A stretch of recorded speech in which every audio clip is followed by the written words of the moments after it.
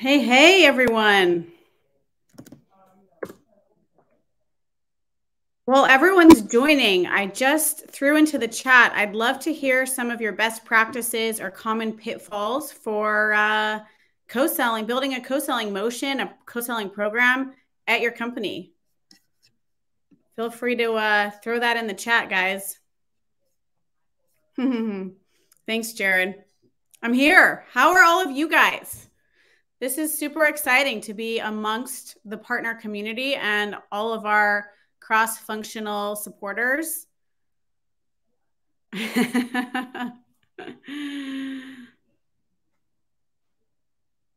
Okay, so I see Will and Matt. Hey, Matt. Hey, Jared.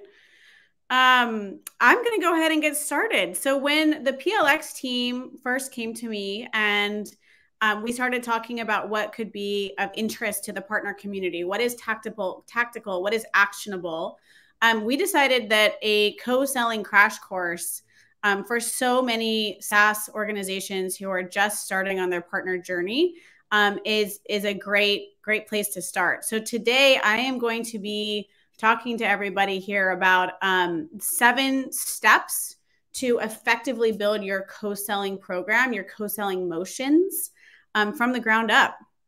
So thank you everyone for being here. We quite the crowd from around the world. Where's everyone dialed in from? I see a lot of New Zealand. Very cool. Okay, so quick round of introductions. My name is Lisa Thoman Lawson, and I am based in the Bay Area. And I am a consultant. I consult for growing SaaS venture-backed companies, fast-growing companies. I help them assess their partner strategies, help them put into place the infrastructure they need to be successful. And then I also have partnered very closely with SASE sales leadership with Matt Cameron, who is here today. So, hey, Matt. SASE sales leadership is a company that provides real world hands-on workshops and training to SaaS companies. We're number one in developing SaaS go-to-market leadership. We are the top workshop or training company on G2 Crowd. And what makes us unique is that we provide role-based training to a variety of roles across go-to-market. So everything from sales engineering to CSM managers to frontline AE sales management.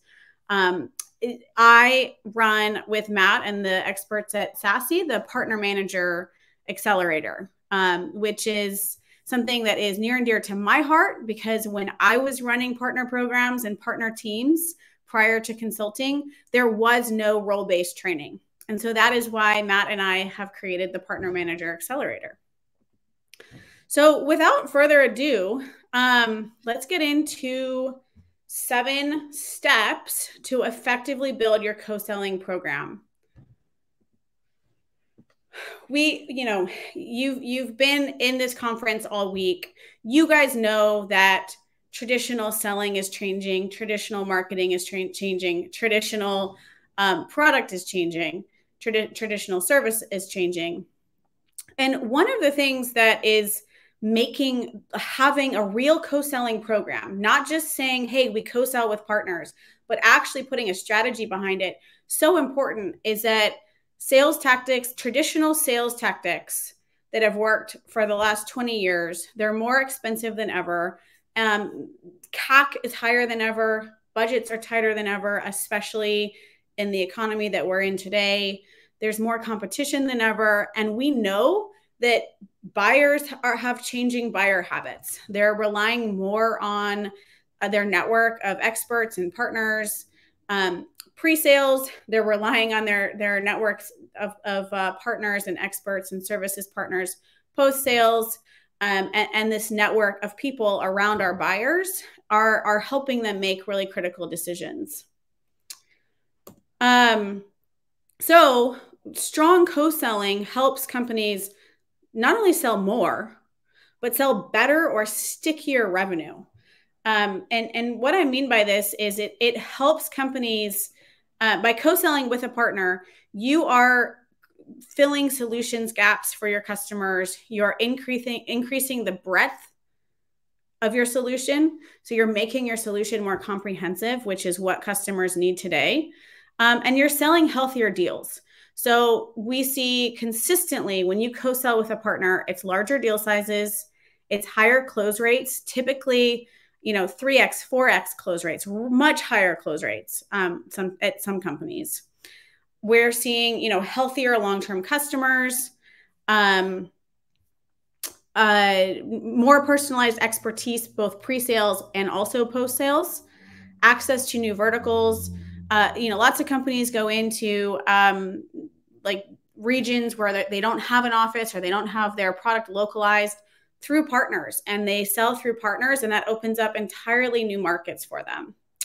And higher deal quality, so healthier deals long-term.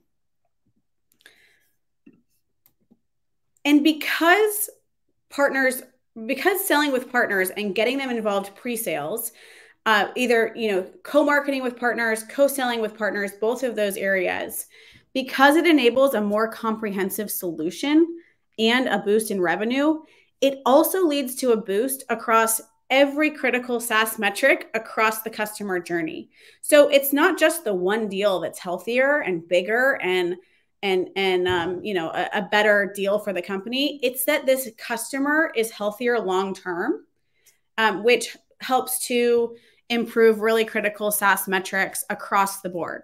So lower cost per leads on the marketing pre-sales side, lower CAC in the selling side of things, higher ACV, and we all know SaaS lives and breathes by LTV, net expansion. So higher net expansion, higher LTV when we co-sell with a partner, and lower churn. So really, really exciting metrics we know are true when you co-sell. And so that's all really great in theory. But so we know we need to co-sell with partners, right? But putting it into action and changing behavior across all of these different teams, both at your internal organization, but also at your partner organizations, is a lot harder to do. It's a lot easier to say we want to do it, and it's a lot harder to do. So for the rest of this presentation, we are going to talk about what you can do tactically today to start co-selling, build your co-selling strategy, help train your teams, get all of the cross-functional teams bought in on it, and actually start to see these results that we just talked about. Okay, so what are these 7 steps to effective co-selling? Well, the first step that you want to do is really take a step back and define your co-selling strategy. Yes, there are different co-selling strategies, and they differ based on your company and your product and your team and your partners. So define your strategy, identify the infrastructure needed, and that's not just the infrastructure the partner team needs. This is across the board. Co-selling with partners is a team sport. So you need infrastructure and resources from your operations team, your training team, marketing, from the partner side of the house. So technology, people, process, all of the infrastructure that's going to help this scale. You need to define your co-selling rules of engagement. So many times companies and AEs are scared of channel conflict. My recommendation is don't be scared of it. Define your rules of engagement and go for it. Number 4, determine the right co-selling incentives. I'm going to get to this later in the presentation, but I actually went around and asked a bunch of cross-functional leaders that aren't necessarily in partnerships, heads of revenue operations, sales leaders, partner team leaders, like what are some of the best practices you see for co-selling effectively? And across the board, everyone said you have to get the right co-selling incentives in place, not just for your internal sales teams, but for your external partners as well.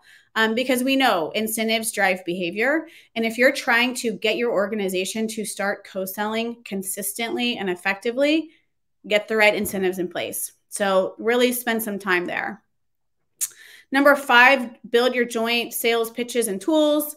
Number 6, build momentum quickly, very quickly. The kiss of death for any partnership or any co-selling strategy is that you have this great partnership, everyone's excited, and then momentum goes like this. It tanks because there's just not quick wins for people to continue to be excited about. So build the momentum quickly, get those quick wins under your belt, and then evangelize your partner wins. That's the best way to really build up support for your co-selling motions and co-selling program. Okay, so let's get down into the nitty-gritty. So the first step is to define your co-selling strategy and co-selling motions. What do I mean by this? I mean, evaluate the right co-selling motions for your business. And yes, it changes slightly business to business. You need to first really take a step back and look at how and where do partners add value in each stage of your sales process and each stage of your customer journey, frankly. Once you understand that, then you can start to put together your co-selling motions and process so that partners are accelerating your deals and enhancing your business. You need to take a look at what motivates your partners. What is going to motivate them to co-sell with you, bring you deals, and help you win those deals? What sales motions align best with your product, your company strategy, your partners, and your goals? There's different co-selling motions. There's partners that refer deals. There's partners that refer deals and service the customer long-term.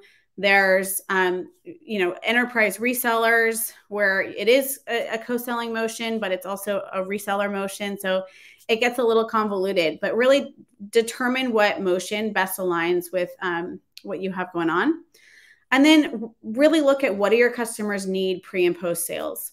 All of these factors should help you come up with your co-selling strategy.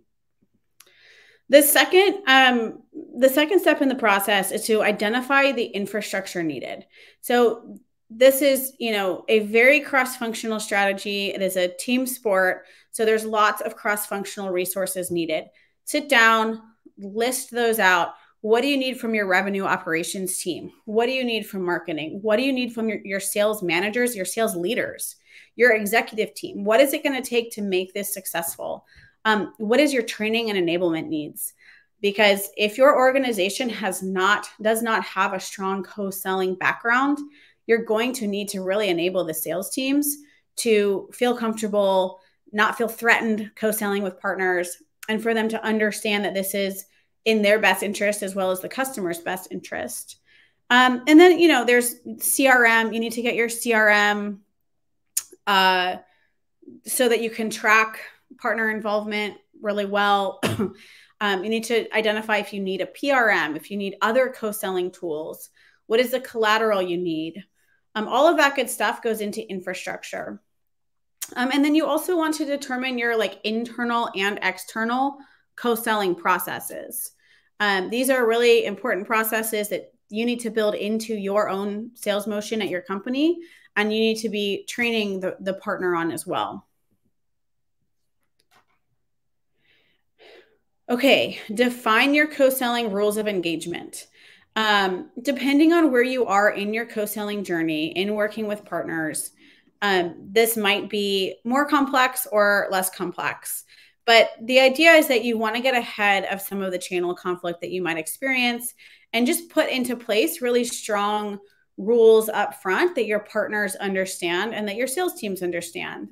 Things like how and where do partners register deals? How can you automate that as much as you can? What are the commission eligibility rules? You don't want to get stuck in the weeds dealing with every partner commission question. That will just hold you back from selling. How do we define cross-channel, cross-segment, existing customer opportunities? How do we deal with that? What are different channel conflict scenarios we need to think through? A really common one is sometimes a partner will bring you a deal, you will co-sell with them, and then the client ultimately decides to go with a different partner for services. And all of a sudden, the partner that brought you the deal and that you co-sold with is out of the deal. So what do? Who gets credit? Who gets commission? Who gets revenue credit? How do you work with multiple partners at one time?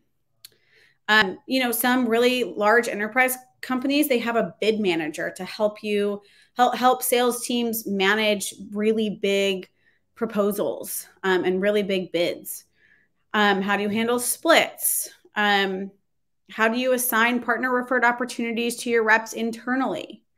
And just other rules of engagement scenarios that you may not have thought about, but it could be good to actually put down on paper, make it public. Okay, number 4, determine the right co-selling incentives to move the needle. I said earlier in the presentation, multiple experts have reinforced the fact that incentives drive behavior, and being really thoughtful about what incentives will move the needle internally with internal teams, but also externally with partner teams. What's going to motivate your partner sales team? What's going to motivate your sales reps to start selling better with partners? Your sales managers. Sales managers are really important because they're the ones doing pipeline reviews with their teams every single day. So how can you incentivize them to make this part of the way their team sells? And then there's quota retirement, individual incentives and spiffs, all of that good stuff. So these things all go into helping you understand the right co-selling incentives. The 5th step, you'll need to work pretty closely with marketing on, but really identifying what the joint sales pitch is. What are the value props? What is the sales collateral you need? What are the battle cards you need for your partners? These should be scalable resources that you can use with partners. Then you want to create kind of a scalable co-selling playbook. So this should be a roadmap for co-selling together and doing really critical activities like territory and account plans, joint pitches. What do winning proposals look like?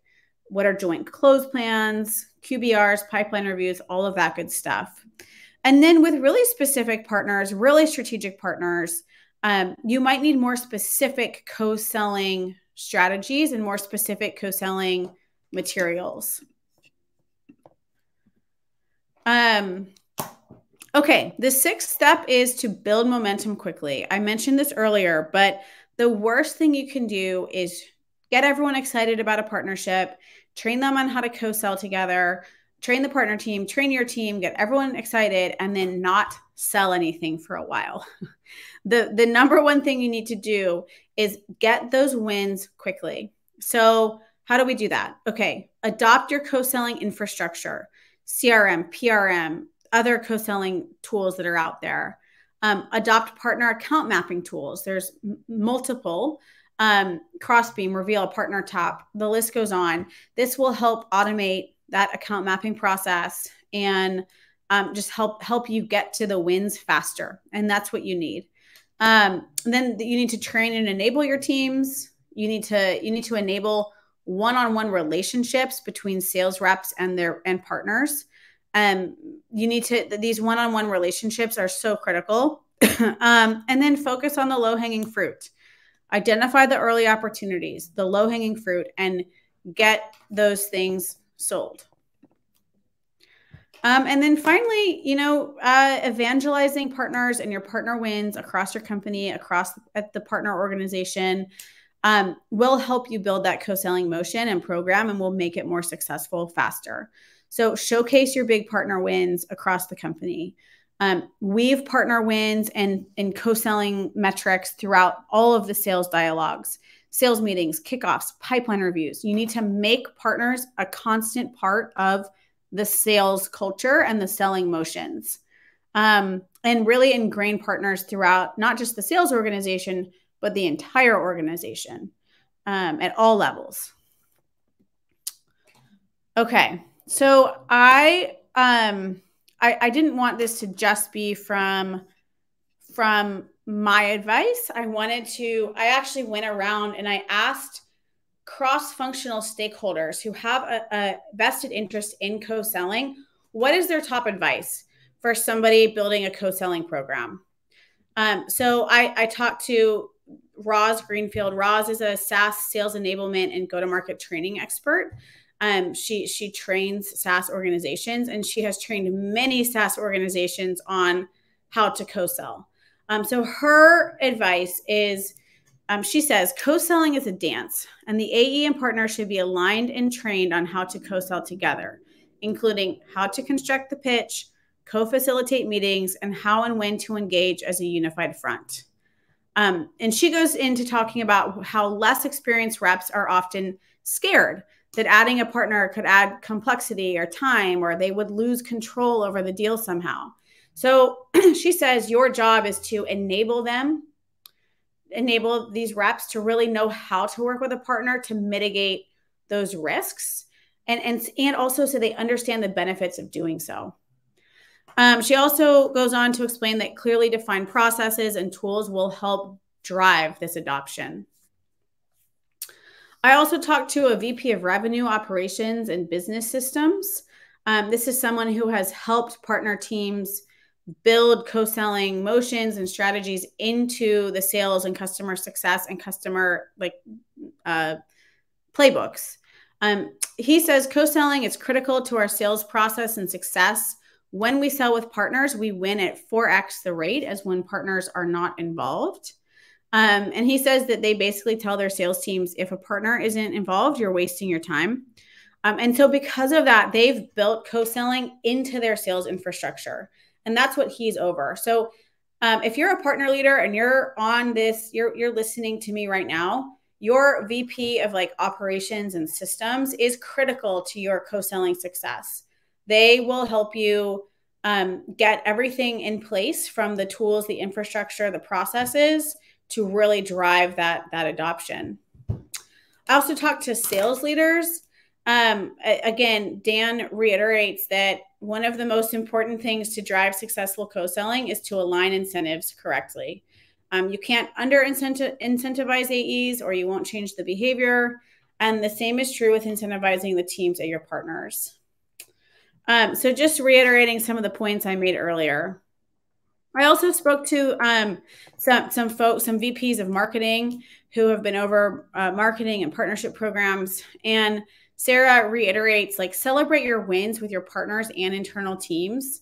By celebrating these wins, whether it's a new client or graduating a partner to the next tier, you're showing the AEs that the program is working. And you want to do that to inspire the whole sales organization to hop on board. Okay, common co-selling pitfalls: not having a clear partner sales strategy, lack of executive buy-in, inadequate incentives, lack of infrastructure, poor training, failing to communicate and collaborate, not having clear rules of engagement, poor relationships between reps and partners, and then missed coordination on larger enterprise deals. Okay. There's a couple resources that I've seen online that are pretty good around ecosystem-led sales, partner co-selling, Crossbeam, WorkSpan, Outreach, Salesforce. They all have guides on this, and so do a lot of other really great companies out there. Please, pop into those, read more, reach out to me if you have any questions. I did also want to mention that SASSY's in my next role-based partner manager training, which is really for newer partner managers who are newer to role or who want to accelerate their career, is happening December 6th through 8th. So register today. It's a really highly interactive cohort-based workshop. We focus on best practices, frameworks, templates, situational role playing, like real life scenarios, working cross-functionally. And the best part is just the best practice sharing from peers. So if you're interested, December 6th through 8th, we are thrilled to offer the PLX community a 20% discount. SASSY PLX 20 is the code. This is the QR code. It'll take you right there. And also feel free to reach out to myself. This is my email. I'd love to hear from you. I know there was some really great discussion in the chat box, and I'm sorry I didn't get to a Q&A today. But if you reach out to me, email me, LinkedIn me, whatever, text me. I would love to hear your feedback, your questions, would love to continue the conversation. Thank you.